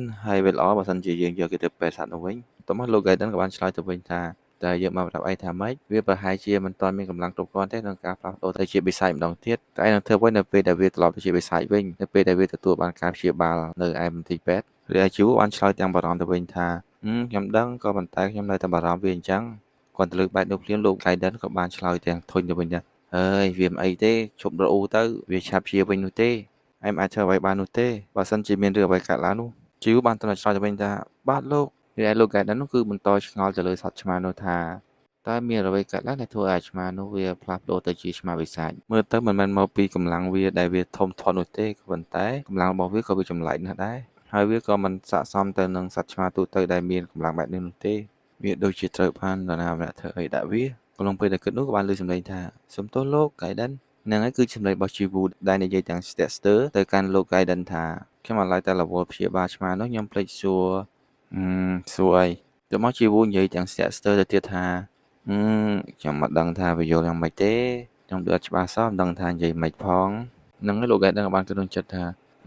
គេនេះមើលទៅគាត់ទុយមែនបន្ទាប់មកក៏បានសួរទៅជីវូថាតើឯងកំពុងចង់ប្រាប់យើងពីរឿងអីព្រោះពេលលឺហើយជីវូនិយាយទាំងលឿនទៅវិញថាអូខ្ញុំចង់និយាយរឿងដែលខ្ញុំបានវាយជាមួយអាឆ្មានោះបន្ទាប់មកលោក Gaiden ក៏បានសួរទៅវិញថារឿងដែលឯងបានធ្វើតើឯងចង់និយាយពីល្បឿនដែលឯងបានធ្វើនៅពេលដែលឯងវាយជាមួយអាឆ្មានោះមែនជីវបានឆ្លើយវិញថាហ្នឹងហើយកុំភ្លេចទុកវាជារឿងសម្ងាត់ណាហើយលោក Gaiden ក៏បានឆ្ងល់ទៅវិញចំអានឹងការអីវិញទៅជីវបន្តនិយាយទៀតថាខ្ញុំអត់ចង់ឲ្យអ្នកណាដឹងពីសមត្ថភាពនឹងការផ្លាស់ទីរបស់ខ្ញុំនោះទេខ្ញុំសូមអង្វរលោកហ្នឹងហើយលោក Gaiden ក៏បានឆ្លើយទាំងឆ្ងល់ទៅវិញថា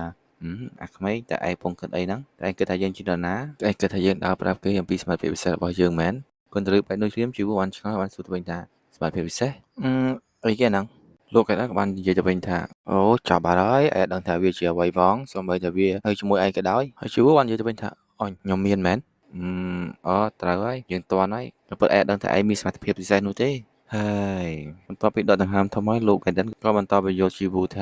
ាត្រូវហើយគឺតែងតែមានបញ្ហានេះអ្នកខ្លះគឺអត់ដឹងថាខ្លួនគេមានសមត្ថភាពពិសេសនោះទេគាត់ទៅលើបែបនោះភ្លាមជីវក៏បាននិយាយទៅកាន់លោក Mr. Gaiden ថាអូលោកគ្រូ Gaiden ខ្ញុំមានសំណួរមួយតើលោកកំពុងប្រាប់ខ្ញុំថាខ្ញុំមានសមត្ថភាពពិសេសមែនហើយអាល្បឿនដែលខ្ញុំបំលាស់ទីហ្នឹងគឺជាអ្វីដែលហៅថាសមត្ថភាពពិសេសរបស់ខ្ញុំមែនតោះមកលោក Gaiden បាននិយាយថាហើយត្រូវហើយបើខ្ញុំមានសមត្ថភាពពិសេសចឹងតើសមត្ថភាពហ្នឹងអ្នកផ្សេងគេមានដែរឬទេត្រូវហើយហើយហ្នឹងក៏ជាចំណោមមួយនៃពួកគេដែរហ្នឹងហើយគាត់លើកបែបនោះភ្លាមជីវវាភ្ញាក់ផ្អើលមែនទែនបាត់ពេញធំធំហើយបន្តសួរទៀតថាម៉េចលោកក៏ដឹងជាមនុស្សដែលមានសមត្ថភាពពិសេសចឹងបើនរណាម្នាក់ដែលមានសមត្ថភាពពិសេសដូចខ្ញុំហ្នឹងយើងចង់និយាយចឹងហ្នឹងហើយជីវរបស់យើងគឺភ្ញាក់ផ្អើលមែនទែនហើយក៏បានឃើញលោក Gaiden ហ្នឹងគឺនៅក្នុងផ្នែករបស់ជីវរបស់យើងគឺភ្ញាក់ផ្អើលមែនទែនដោយគាត់មិននឹកស្មានថាសម្រាប់ខ្លួនគាត់ក៏ជាមនុស្សដែលមានសមត្ថភាពពិសេសក្នុងចំណោមអ្នកផ្សេងទៀតនោះទេរីឯលោក Gaiden ក៏បន្តនិយាយជាមួយជីវទៀតថាតើឯងកំពុងគិតថាមនុស្សធម្មតាហ្នឹងអាចផ្លាស់ប្ដូរខ្លួនឯងមកក្លាយជាសត្វឆ្មាចឹងដែរមែនជីវរបស់យើងនោះវិញនៅពេលដែលបានលើពាក្យហ្នឹងហើយគឺមិនបាននិយាយអ្វីនោះទេគឺបានតែស្រក់ទឹកភ្នែកលេងលងលៀនលងធ្វើឲ្យលោក Mr. Gaiden អង្គុយឆ្ងល់ចំពីការស្អីវាបានទឹកភ្នែកបីតើបានសួរជីវថាតែមានអីកើតឡើងហើយជីវនិយាយបដាទៅស្រក់ទឹកភ្នែកបដាគឺថាហ្នឹងហើយលោក Gaiden ក៏ចំនិយាយមកស្អីហ្នឹងហើយគឺជីវបាននិយាយអ្វីទេគឺបន្តយំហើយក៏បានជូតទឹកភ្នែកខ្លួនឯងផងដែរហើយក៏បាននិយាយថាសូមទោសចំពោះរឿងហ្នឹងផងខ្ញុំតែងតែគិតថាខ្ញុំគឺជាមនុស្សម្នាក់ដែលមិនមែនជាមនុស្សធម្មតាហ្នឹងហើយលោក Gaiden ក៏បាននិយាយទៅវិញថាចាំន័យថាឯងតាំងពីដើមដល់ឥឡូវគឺឯងដឹងថាខ្លួនឯងនឹងគឺមានសមត្ថភាពពិសេសបាទលោកអូចឹងត្រូវយ៉ាងយើងក៏ត្រូវ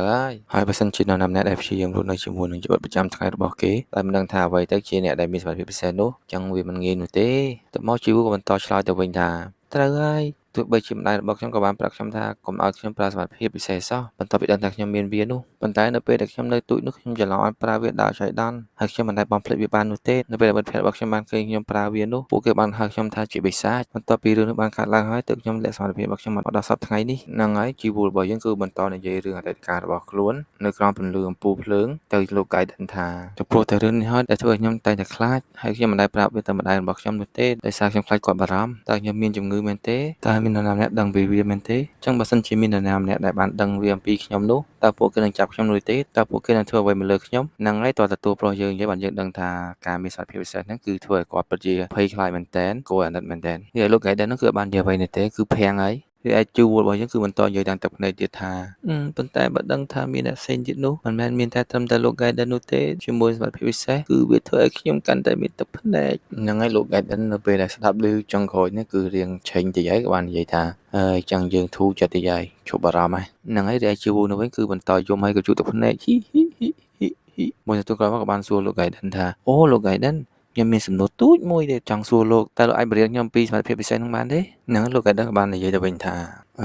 ាមនុស្សដែលមានសមត្ថភាពពិសេសគឺហៅថាអ្នកដែលអាចដាស់អំណាចឬក៏ហៅថាការដាស់អំណាចក្នុងរយៈពេលខ្លីយើងគឺនៅតែមិនទាន់ដឹងថាតើនៅពេលណាដែលវាចាប់ផ្ដើមឬក៏វានៅក្នុងជាមួយនឹងមនុស្សបែបណាហើយសមត្ថភាពវាអាចមកពីកម្លាំងដែលតែតកតងទៅនឹងរូបរាងកាយរបស់ឯងឬក៏សមត្ថភាពផ្លូវចិត្តរបស់ឯងអ្នកដែលអាចដាស់អំណាចខ្លះគឺមានសមត្ថភាពក្នុងការគ្រប់គ្រងអ្វីមួយដោយខ្លួនឯងពីខាងក្នុងហើយអ្នកខ្លះទៀតគឺអាចមានសមត្ថភាពក្នុងការបំផ្លិចបំផ្លាញហើយក៏មានអ្នកផ្សេងទៀតដែលអាចប្រមូលថាមពលទៅនោះហើយធ្វើឲ្យវាផ្ទុះឡើងហ្នឹងហើយជីវបានទៅលើបែបនោះក៏បាននិយាយតាមភ្ញាក់ផ្អើលថាអូអញ្ចឹងអ្នកដែលអាចដាស់អំណាចហ្នឹងគឺអ្នកក្លាហានដែលមកពីសភៅរឿងឬក្នុងរឿងហ្នឹងហើយលោក Gaiden ក៏បាននិយាយទៅថាគិតចឹងដែរវាដូចអញ្ចឹងបន្ទាប់ពីនិយាយក៏បានគិតក្នុងចិត្តថាអញ្ចឹងយើងគួរតែបញ្យល់បែបហ្នឹងហើយតាំងពីដំបូងមកហើយក៏បន្តនិយាយទៀតថាអញ្ចឹងវាអាស្រ័យទៅលើសមត្ថភាពរបស់ឯងទេឯងអាចធ្វើអីផ្សេងក្រៅពីហ្នឹងបានបន្ទាប់មកលោក Gaiden ក៏បន្តនិយាយទៀតថាកម្លាំងស្នូលរបស់ឯងគឺតកតនល្បឿនខាងបំលាស់ទីគឺខ្ពស់មែនតើក៏ប៉ុន្តែក្នុងឡុងពេលដែលឯងធ្វើវានោះដែរឯងអាចនឹងធ្វើអ្វីផ្សេងទៀតបន្ទាប់មកលោក Gaiden បន្តនិយាយទៀតថាបន្ទាប់ពីច្រើនឆ្នាំមកតើសមត្ថភាពរបស់ឯងនឹងរីកចម្រើនមែនទេកាន់តែខ្លាំងជាងមុនមែនទេតើអត់ជីវគាត់ទៅលើហើយគឺធ្វើមុខបែកលើហើយក៏បាននិយាយទៅវិញថានៅពេលដំបូងគឺខ្ញុំអាចប្រើសមត្ថភាពរបស់ខ្ញុំបានត្រឹមតែម្ដងឲ្យគត់ក្នុងមួយថ្ងៃហើយក្នុងម្ដងនោះគឺខ្ញុំប្រើបានតែប្រហែលជា1 second តែប៉ុណ្ណោះបន្ទាប់មកជីវបន្តនិយាយទាំងទឹកមុខបែបភ្ញាក់ផ្អើលទៅកាន់លោក Gaiden ថាក៏ប៉ុន្តែឥឡូវខ្ញុំអាចប្រើវាបានរហូតទៅដល់ទៅ3ឬក៏5នាទីក្នុងមួយថ្ងៃហ្នឹងហើយនិយាយទាំងលើកដៃផងនិយាយផងធ្វើឲ្យលោក Gaiden នោះគឺធ្វើមុខបែប ចឹងមែនបន្ទាប់មកលោកអ្នកដឹងក៏បាននិយាយទៅកាន់ជីវវិញថាយើងគិតថាអំឡុងពេលដែលឯងខ្លាចនឹងការប្រើប្រាស់សមត្ថភាពរបស់ឯងនោះចឹងឯងមិនបានប្រើវាច្រើននោះទេល្អហើយបន្ទាប់ពីយើងបានស្ដាប់ប្រវត្តិរបស់ឯងមកគឺយើងដឹងថាឯងគឺមិនបានហ្វឹកហាត់វាបន្ថែមទៀតនោះទេហើយយើងយល់តាំងពីឯងបានព្យាយាមដាក់សមត្ថភាពរបស់ឯងមកប៉ុន្តែបន្ទាប់មកជីវបានសួរលោក Guidance ទាំងឆ្ងល់ទៅវិញថាតើអ្នកដែលមានសមត្ថភាពពិសេសហ្នឹងតើពួកគេត្រូវហ្វឹកហាត់ដើម្បីឲ្យសមត្ថភាពរបស់គេកាន់តែរីកចម្រើនមែនទេបន្ទាប់មកលោក Guidance និយាយទាំងជឿជាក់ទៅវិញថាត្រូវហើយក៏បានសួរទៅជីវវិញថាមានមនុស្សជាច្រើនដែលមិនចង់ទទួលបាននូវភាពរឹងមាំជាមួយសមត្ថភាពពិសេសបែបនេះមែនទេពួកគេអាចធ្វើអ្វីបានដែលពួកគេចង់ធ្វើអ្នកគ្នាឡើយនេះបើយើងនិយាយពីតាមអត្ថបទរបស់គេស្ដាប់ទៅដូចឆ្កោទៀតតែអត្ថន័យដែលគេចង់និយាយនេះដែលលោក Guidance ចង់និយាយនេះគឺចង់ប្រាប់ជីវថាយើងត្រូវតែហាត់ផ្សំតែយើងត្រូវតែហ្វឹកហាត់បន្ថែមទៀតដើម្បីឲ្យអ្នកដែលមានសមត្ថភាពពិសេសហ្នឹងគឺកាន់តែមានការរីកចម្រើនទៅមុខទៀតហើយនៅពេលដែលគេរីកចម្រើនទៅគេអាចនឹងធ្វើអ្វីដែលគេចង់ធ្វើអញ្ចឹងណាអ្នកគ្នាអស់ហើយមកវិញចង់បញ្ជាក់មានប៉ុណ្ណឹងទេតោះយើងទៅតាមតាមសាច់រឿងយើងបន្តទៀតរីឯជីវនោះវិញនៅពេលដែលលឺហើយគឺធ្វើមកបែកឆ្ងល់ហើយក៏ងាកទៅម្ខាងទៀតហើយក៏សួរទៅលោក Guidance វិញថាពិតមែនទេក៏ប៉ុន្តែខ្ញុំនៅតែចង់លាក់សមត្ថភាពរបស់ខ្ញុំរាលោក Guidance នៅពេលបានឮសម្ដីរបស់ជីវហើយក៏បានឆ្លើយទាំងងាយស្រួលទៅវិញថាល្អអញ្ចឹងឯងគឺជាលក្ខខណ្ឌពិសេសហើយបន្ទាប់ពីនិយាយចប់แล้วក៏បានឮសម្ដីថាគ្រូហ្នឹងហើយគឺសម្ដីពោះរបស់ជីវដែលគាត់កំពុងតែឃ្លានគឺពោះគាត់គោឡើងឮហើយឮដល់លោក Guidance នោះគឺឮមែនតើគឺធ្វើមកបែបញាប់ផ្អើលមែនតើហ្នឹងហើយបន្ទាប់ពីបានបញ្ចេញសម្ដីហើយជីវនិយាយទាំងអៀនទៅវិញថា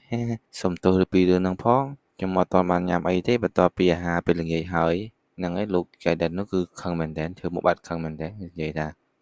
យើងកំពុងតែនិយាយរឿងសំខាន់ផងមកកោពោះអីណាមួយសន្ទុះក្រោយជួបានក្រោកឡើងក៏បានដើរទៅចក្រានបាយដើម្បីយកនំប៉័ងបន្ទាប់មកក៏បាននិយាយថាចាំមួយផ្លែតខ្ញុំទៅយករបស់អីមកញ៉ាំតិចសិនហ្នឹងហើយបន្ទាប់ពីបាននំប៉័ងមកដល់ដៃហើយជួបានយកនំប៉័ងមួយចំណិតពីថង់ដើម្បីញ៉ាំក្រោយមកបន្ទាប់ពីរយញ៉ាំហើយក៏ឮសម្លេងគ្រូហ្នឹងហើយសម្លេងនោះគឺសម្លេងរបស់លោក Guidance ម្ដងដែលគាត់កំពុងតែឃ្លានដូចគ្នាបន្ទាប់ពីឮហើយជីវបានងាកទៅលោក Guidance នោះដែរក៏តែលោក Guidance គាត់ឃើញហើយគឺធ្វើមុខបែបរៀងអៀនតិចដែរងាកទៅម្ខាងហ្នឹងហើយជីវគឺមិនប្រអងយូរនោះទេក៏បានយកចំណីសត្វចាក់ឲ្យលោក Guidance នោះដែរហើយក៏និយាយថាលោក Guidance លោកគួរតែញ៉ាំដែរហើយដោយសារលោកមិនទាន់ញ៉ាំអីនោះទេបន្ទាប់ពីអាហារពេលល្ងាចហើយដូចខ្ញុំដែរណាគាត់ត្រូវបែបនោះភ្លាមលោក Guidance ក៏បានអន់មុខចុះធ្វើមុខបែបរៀងអន់ចិត្តជាមួយខ្លួនឯងដែរហើយបានគិតក្នុងចិត្តថាមិនគួរឲ្យជឿសោះយើងត្រូវតែមកស៊ីចំណីសត្វនេះដដែលតែជួននៅពេលដែលបានឃើញហើយគឺបាននិយាយប្រាប់លោក Guidance ថាប្រញាប់ឡើងញ៉ាំវាទៅខ្ញុំដឹងថាវាជាចំណីឆ្មាប៉ុន្តែលោកតែបង្ខំខ្លួនឯងញ៉ាំវាដើម្បីសុខភាពរបស់លោកតែលោក Guidance នោះវិញគឺបន្តអត់មុខចុះគឺរៀងអន់ចិត្តតិចហើយគឺអត់បានញ៉ាំចំណីមនុស្សទេគឺញ៉ាំចំណីសត្វបន្ទាប់មកលោក Guidance ក៏បានដកដង្ហើមធំក៏ប៉ុន្តែស្រាប់តែមួយសន្ទុះមកស្រាប់តែឮតែញ៉ាំញ៉ាំញ៉ាំញ៉ាំញ៉ាំញ៉ាំញ៉ាំតែមកលោក Guidance បាននិយាយក្នុងចិត្តថាខ្ញុំប្រហែលជាមិនញ៉ាំវាទេបើសិនជាខ្ញុំមិនឃ្លាននោះក៏ប៉ុន្តែខ្ញុំឃ្លានហើយតែជីវរបស់យើងនេះវិញពេលដែលឃើញហើយគឺបាននិយាយទេបានតែសើចហ្នឹងហើយដូចបានឃើញអញ្ចឹងគឺពួកគេកំពុងតែរីករាយជាមួយនឹងអាហារពេលយប់របស់ពួកគេដែលឮសម្ដីគ្រប់ក្រាប់គ្រប់ញ៉ាំញ៉ាំញ៉ាំហើយស្របពេលដែលឆ្មាបិសាចរបស់យើងនោះគឺកំពុងតែដេកយ៉ាងរំភើយក៏ប៉ុន្តែអំឡុងពេលពួកគេកំពុងតែរីករាយជាមួយនឹងអាហារពេលយប់របស់ពួកគេនោះគឺស្រាប់តែមានធម្មពលមួយដែលយើងបានឃើញអញ្ចឹងគឺរាងក្រហមថងខ្មៅក្រហមហ្នឹងហោះនៅជុំវិញតំបន់នោះជាពិសេសនៅគឺជុំវិញផ្ទះរបស់គេដែលធ្វើឲ្យលោក Guidance មួយរំពេចនោះគឺចាស់អារម្មណ៍មែនតើហើយដោយធ្វើមុខបែបពើម៉ាត់ហើយបានគិតនឹងចិត្តថានេះជាកម្លាំងធាតុអ្វីហ្នឹងខ្ញុំបានចាប់ដល់វាតើសោះមុននឹងបន្តិចក៏ព្រោះដោយសារតែធម្មពលរបស់ខ្ញុំគឺចុះខ្សោយហើយរាល់ធម្មពលគឺបន្តនៅជុំវិញផ្ទះរបស់ជីវូនោះដដែលហើយលោក Guidance នោះក៏បន្តគិតទៀតថាវាកំពុងតែសាយភាយវិញផ្ទះហ្នឹងហើយធម្មពលនេះគឺវាមិនធម្មតានោះទេកំឡុងពេលដែលលោក Guidance កំពុងតែសង្ស័យជាមួយនឹងធម្មពលដែលនៅជុំវិញផ្ទះនោះពេលរំពេចនោះសតតែមានភ្នែកមួយកំពុងតែបើកឡើងជាមួយនឹងពណ៌ក្រហមរបស់វាហ្នឹងគួរឲ្យខ្លាចមែនទែនហ្នឹងហើយអ្នកគ្នាភ្នែកនេះដែរគឺភ្នែករបស់ឆ្មាបិសាចរបស់យើងហ្នឹងដែលវាភ្ញាក់ដឹងខ្លួនមកវិញបន្ទាប់ពីវាបានទទួលនៅធម្មពលដែលហោះនៅជុំវិញផ្ទះរបស់ជីវូហ្នឹងមួយរំពេចភ្លាមនោះដែរគឺវាបានក្រោកឡើងហើយលោក Guidance ក៏ឃើញនោះក៏បាននិយាយថាចុំកើតអីវាលោក Guidance គឺកំពុងតែមើលឆ្មារីឯឆ្មានោះបន្ទាប់ពីបានក្រោកឈរហើយគឺបានលោតពេញផ្ទះជីវូតែម្ដងពុបប្រាក់គឺខ្ទេចអស់ហើយរបស់ក្នុងផ្ទះជីវូគឺបែកបាក់ខ្ទេចអស់ហើយបន្ទាប់ពីលោតចុះលោតឡើងក៏វាបានឃើញទ្វារដែលកំពុងតែចំហនោះវាក៏បានលោតចេញទៅតាមទ្វារនោះបាត់តែម្ដងដែលធ្វើឲ្យជីវូរបស់យើងគឺធ្វើមុខបែបញាក់ផ្អើលមែនតើដែលលោក Guidance នោះវិញគឺធ្វើមុខបែបរៀងឆ្ងល់ហើយក៏បានគិតក្នុងចិត្តថាចុំវាកាស្អីវារីឯជីវូរបស់យើងក៏បាននិយាយទៅកាន់លោក Guidance ថា Guidance អាឆ្មានោះគឺវារត់បាត់ហើយលោក Guidance ក៏បាននិយាយទៅវិញថាយើងឃើញហើយយើងមិនអាចភ្លេចបានទេរាល់សកម្មភាពដែលវាបានធ្វើវាដូចឈួតអញ្ចឹងហ្នឹងហើយលោក Guidance ក៏បន្តនិយាយទាំងខឹងថាវាមិនគួរឲ្យជឿសោះថាឯងក្រោកបានលឿនបែបនេះអញ្ចឹងប្រហែលជាមកពីអាធម្មពលហ្នឹងហើយមួយរំពេចនោះដែរគឺឮសំឡេងក្រោកឈរឡើងដែលធ្វើឲ្យលោក Guidance ឆ្ងល់ហ្នឹងហើយគឺសំឡេងនោះគឺសំឡេងរបស់ជីវូ ដែរគឺបានក្រោកឈរឡើងគឺជាមួយនឹងការកាន់មួករបស់គាត់រីឯលោកកែដិនក៏បាននិយាយសួរថាតើឯងកំពុងធ្វើអីហ្នឹងរីឯជួហ្នឹងក៏បានពាក់មួកហើយក៏បានឆ្លើយទៅវិញថាខ្ញុំត្រូវតែរកវាហើយវានៅអាក្រក់បើសិនវាទៅវាប្រហារនរណាម្នាក់រីឯលោកកែដិនបានសួរទៅវិញថាតើឯងចង់ទៅរកវាមែនឯងចង់ទៅប្រយុទ្ធមួយវាម្ដងទៀតមែនពីមុនវាល្អតែឥឡូវឯងមិនគួរលូកដៃចូលរឿងនេះទៀតទេម្យ៉ាងវិញទៀតអាឆ្មានោះវាមិនអាចផ្លាស់ប្ដូរទៅរូបរាងបិសាចដូចកាលពីមុនបាននោះទេហ្នឹងហើយគាត់លើបែបនោះដែរជួបាននិយាយថាអញ្ចឹងវាល្អហើយវាស្រួលហើយតែយកគេមកវិញខ្ញុំមានន័យថាវាតាមតែណាស់ដោយសារខ្ញុំជាមនុស្សដែលចូលចិត្តបារម្ភពីអ្នកដទៃបន្ទាប់មកជួក៏បានទាញមួកចុះហើយក៏បន្តនិយាយទៀតថាប៉ុន្តែខ្ញុំបារម្ភពីឆ្មានោះដូចគ្នាខ្ញុំមិនអាចឲ្យវាទៅវាប្រហារនរណាទៀតបាននោះទេរីឯលោកកែដែរនោះវិញគឺបានតាមតែធ្វើមុខបែបឆ្ងល់ទៅរកជីវូហើយក៏បាននិយាយថាអូខេយើងនឹងទៅជាមួយឯងហ្នឹងហើយគាត់លើអនុភ្លានធ្វើឲ្យជីវូស្បែកចិត្តមែនទែនហើយក៏បាននិយាយថាពិតមែនទេបន្ទាប់មកលោកកែដែរក៏បន្តនិយាយទៀតថាត្រូវហើយយើងកំពុងតែឆ្ងល់តាឆ្មានោះវាប្រែជាបែបនោះដោយរបៀបណាហើយយើងក៏បានបារម្ភពីអាធម្មពលដែលនៅខាងក្រៅនោះដែរតើវានឹងទៅជាយ៉ាងណាជប់យល់ច្រឡំទៅហ្នឹងហើយបន្ទាប់មកក៏បានត្រឡប់ទៅជីវូហើយក៏បាននិយាយទៀតថាគុំគិតថាយើងបារម្ភពីឯងឯសោះហ្នឹងហើយជីវូរបស់យើងគឺឲ្យបានខ្វល់អីទេបាននិយាយថាអរគុណហើយខ្ញុំមានអារម្មណ៍ថាល្អប្រសើរហើយនៅពេលដែលដឹងថាលោកអេដិនគឺទៅជាមួយនឹងខ្ញុំដោយលោកអេដិនបាននិយាយទៅវិញថាបានហើយជប់និយាយទៅហើយតាមមកយើងមកហ្នឹងហើយបន្ទាប់ពីនិយាយគ្នាចប់នោះគឺពីរនាក់គេក៏បានចាប់ដើមរត់ចេញទៅក្រៅដើម្បីទៅស្វែងរកឆ្មានោះផងដែរហើយរឿងរបស់យើងបានកាត់មកខាងក្រៅនេះដែរគឺថាប្រពន្ធនោះគឺកំពុងតែនៅជាមួយផ្ទះរបស់ជីវូនក៏ប៉ុន្តែយើងក៏បានលើសម្ដីរបស់លោកអេដិនថាយើងប្រាប់ឯងហើយមកឯងយកច្រឡំពីយើងរីឯជីវូបានឆ្លើយថាបាទលោកខ្ញុំមិនច្រឡំនោះទេរឿងរបស់យើងបានកាត់មកដល់ទីក្រុងនេះដែរនៅពេលដែលជីវូនិងលោកកៃដិនបានបន្តដំណើរកំពុងស្វែងរកឆ្មាបិសាចនោះនៅតាមដងផ្លូវពីផ្លូវមួយទៅផ្លូវមួយហើយយើងក៏បានឃើញថាជីវូរបស់យើងបានប្រើល្បឿនរបស់គាត់នឹងគឺលឿនមែនតើជីវូរបស់យើងក៏បន្តដំណើររត់នៅក្រោមពន្លឺអំពូលភ្លើងនៅតាមដងផ្លូវនៅពេលយប់ពីផ្លូវមួយទៅផ្លូវមួយគឺប្រើល្បឿនលឿនមែនតើហ្នឹងហើយក្នុងពេលនោះដែរលោកកៃដិនក៏បាននិយាយទៅកាន់ជីវូថាតាមឡានទីរបស់ឯងឥឡូវនេះហើយនៅពេលដែលឯងបានប្រយុទ្ធជាមួយឆ្មានោះគឺវាល្អមែនតើហើយយើងច្បាស់ណាស់ថានោះវាគឺជាសមត្ថភាពនៃការបម្លាស់ទីរបស់ឯងហើយវាក៏ដូចជាអ្នកផ្សេងដែរដែលនឹងអភិវឌ្ឍសមត្ថភាពនេះនៅពេលដែលក៏ដូចឆាប់នេះរាជូនៅវិញនៅពេលបានលើសម្ដីលោកកៃដិនហើយក៏បាននិយាយទៅវិញថាខ្ញុំយល់ថាសមត្ថភាពនៃការបម្លាស់ទីរបស់ខ្ញុំនោះគឺកាន់តែប្រសើរឡើងក៏ប៉ុន្តែថាសមត្ថភាពអ្នកផ្សេងហ្នឹងដែលលោកកំពុងនិយាយហ្នឹងតើវាយ៉ាងម៉េចទៅហើយលោកក៏បាននិយាយអំពីវាហ្នឹងមុននេះបន្តិចដែរហើយលោកហើយហ្នឹងក៏បាននិយាយទៅជីវវិញថាផ្នែកណាមួយនៃរាងកាយរបស់ឯងដែលទទួលបាននៃការប៉ះទង្គិចរបស់ចលនារបស់ឯងនោះនឹងបន្តការអភិវឌ្ឍហើយវាដូចជាប្រព័ន្ធនៃប្រសាយប្រសាទនឹងការយល់ដឹងរបស់ឯងអញ្ចឹងដូច្នេះយើងអាចសន្មត់យ៉ាងច្បាស់លាស់ថាឯងកំពុងតែអភិវឌ្ឍនៃសមត្ថភាពនៃការបម្លាស់ទីរបស់ឯងហ្នឹងទាំងអស់ហើយនៅពេលនេះនឹងអស់គ្នាដែលបានឃើញគឺលោកហើយដែលបានដាក់រូបហើយយើងអាចឃើញថានៅពេលដែលជីវធ្វើចលនានោះគឺដៃហេងជើងរបស់គាត់នោះគឺកំពុងតែថាបង្កើននូវសមត្ថភាពរបស់វាដែលលោកហើយនឹងបន្តនិយាយជាមួយជីវទៀតថាហើយវាមិនមែនត្រឹមតែជាឯងនោះទេអ្នកដែលមានសមត្ថភាពផ្សេងទៀតនោះក៏ពង្រឹងសមត្ថភាពគ្រឿងកាយរបស់គេដោយការអភិវឌ្ឍនៃសមត្ថភាពរបស់គេដែលតកតទៅនឹងសមត្ថភាពដែលគេមាននៅក្នុងខ្លួនរបស់គេផងដែរហើយជួអនឆ្លើយទៅវិញដែរថាអូខ្ញុំតន់ហើយហ្នឹងហើយលោកឯងហ្នឹងក៏មិនបាននិយាយទៀតដែរក៏បានប្រាប់ជីវថាអូបត់ឆ្វេងហ្នឹងហើយជួរបស់យើងបានបត់ឆ្វេងតាមលោកឯងដែរផងដែរហ្នឹងហើយរឿងរបស់យើងក៏បន្តនៅសកម្មភាពរបស់ជីវកំពុងតែរត់គឺមានល្បឿនលឿនមែនតើថ្ងៃបត់ឆ្វេងបត់ស្ដាំគឺបន្តទៅមុខទៀតដើម្បីស្វែងរកឆ្មាបិសាចនោះដែរភ្លាមៗនោះដែរលោកឯងក៏បានចាប់ផ្លឹកនៅរឿងមួយដែរហើយក៏បានសួរជីវូថាតើឯងបានប្រើសមត្ថភាពរបស់ឯងហ្នឹងតើរយៈពេលយូរប៉ុណ្ណាហើយហ្នឹងហើយរីជីវូរបស់យើងក៏លើហើយក៏រឿងប្រាប់បានខ្លួនឯងដែរហើយក៏បាននិយាយទៅកាន់លោកកែដិនថាខ្ញុំបានប្រើវាមុននឹងបន្តិចប៉ុន្តែគិតមើលទៅប្រហែលជា2-3ម៉ោងមុនហើយក៏ប៉ុន្តែខ្ញុំទាយថាប្រហែលជាត្រឹម2-3នាទីមុននោះទេដូច្នេះបើសិនជាខ្ញុំប្រើវានៅក្នុងរយៈពេលខ្លីម្ដងហើយម្ដងទៀតអញ្ចឹងខ្ញុំអាចប្រហែលជាប្រើវា2 ដងលោកកែដិននៅពេលដែលលឺហើយក៏បាននិយាយថា2នាទីហ្នឹងហើយគឺគាត់អត់មានអន្តរអត់ច្បាស់ទេយាយយូក៏បន្តសួរគាត់ទៅវិញថាតើខ្ញុំគួរទៅណាទៅតបទៀតហ្នឹងហើយលោកកែដិនបន្តនិយាយទៀតថាបន្តដំណើរទៅមុខទៀតទៅហើយជីវូក៏បន្តសួរទៅវិញទៀតថាតើលោកអាចប្រាប់បានដោយរបៀបណាទៅលោកកែដិនហើយលោកកែដិនបានឆ្លើយទាំងងាយៗទៅវិញថាយើងគាត់ថាទៅហើយកំឡុងពេលដែលពួកគេកំពុងតែរត់នោះលោកកែដិនក៏បានចាប់ផ្លឹកឃើញនៅធម្មពលមួយដែលចេញពីទីតាំងមួយនោះដែរហើយលោកកែដិនក៏បាននិយាយទៅកាន់ជីវូថាបើសិនជាខ្ញុំគិតមិនខុសនោះទេពាក្យថាហេតុនៅលើឆ្មានោះគឺកើតចេញពីអ្នកដែលមានធម្មពលពិសេសហើយយើងគិតថាអាឆ្មាពិសាចនោះគឺកំពុងតែរត់ទៅរកអ្នកដែលដាក់ធម្មពលទៅលើវាហើយហ្នឹងហើយធ្វើឲ្យជីវូនោះគឺរៀងឆ្ងល់មែនតើហើយបាននិយាយទៅកាន់លោកកែដិនថាម៉េចចឹងអ្នកដែលមានសមត្ថភាពផ្សេងហ្នឹងដែលលោកកែដិនបាននិយាយមុននឹងតិចមែនដែលលោកកែដិនបានឆ្លើយទៅជីវវិញថាត្រូវហើយចឹងឯងតែត្រៀមខ្លួនទៅហើយ ហ្នឹងហើយអ្នកនរគ្នាគឺពីរនាក់គាត់ហ្នឹងនិយាយបដើររត់បដើរបើសិនជាខ្ញុំមិនដឹកខ្យល់ប៉ាត់ហ្នឹងហើយយើងមកមើលសាច់រឿងយើងបន្តទៀតវិញហើយសាច់រឿងរបស់យើងបានកាត់មកខាងឆ្មាបិសាចនេះដែរគឺនៅក្រោមពន្លឺពូភ្លើងតាមផ្លូវមួយដែរគឺឃើញបងរំលោភសត្វឆ្មានោះដែរគឺលាក់ដោយឈាមហើយបានរបូតចេញពីឆ្មានោះដែរហើយមួយសន្ទុះក្រោយក៏យើងបានឃើញឆ្មានោះដើរចេញពីជ្រុងមួយនៃផ្លូវដែលវាដើរមករៀងទ្រុឌទ្រោមតិចហើយដោយសារវាត្រូវរបួសទៅជីវូរបស់យើងដាក់មួយដៃស៊ីមួយស៊ុបពើកំឡុងពេលសត្វឆ្មានោះកំពុងតែដើរនោះក៏មានឮសម្លេងនិយាយថា